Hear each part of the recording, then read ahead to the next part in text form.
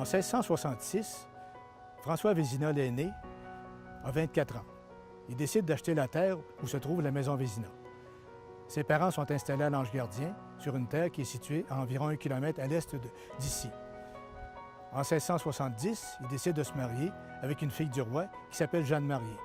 Ils vont avoir 8 enfants, dont 3 vont survivre, Marie-Agnès, Pierre et Nicolas, évidemment, qui seront élevés tous sur la terre des Vézina où nous nous trouvons actuellement.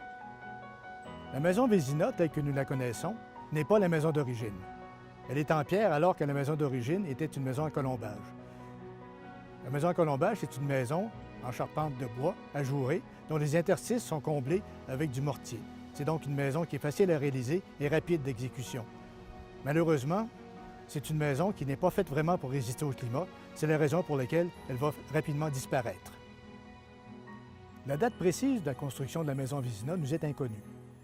Nous savons qu'en 1758, un document fait mention de cette maison de 24 par 46 pieds, à savoir la dimension précise de la maison actuelle.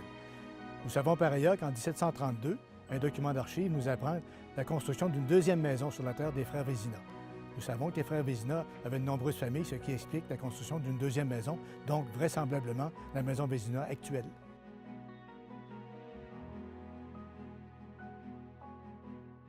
Depuis sa construction vers 1730, la maison Vézina a beaucoup évolué. On remarque à l'organisation des fenêtres qu'il y a une partie qui a été ajoutée du côté est. Les fenêtres, chaque côté de la porte, constituaient le carré d'origine de la maison.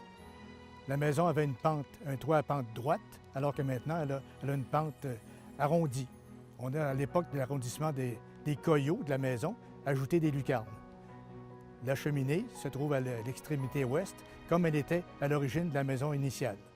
Les murs pignons du côté est et du côté ouest sont construits de façon différente.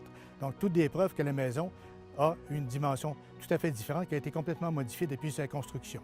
On a donc là un très bel exemple d'évolution d'une maison d'origine de l'époque française.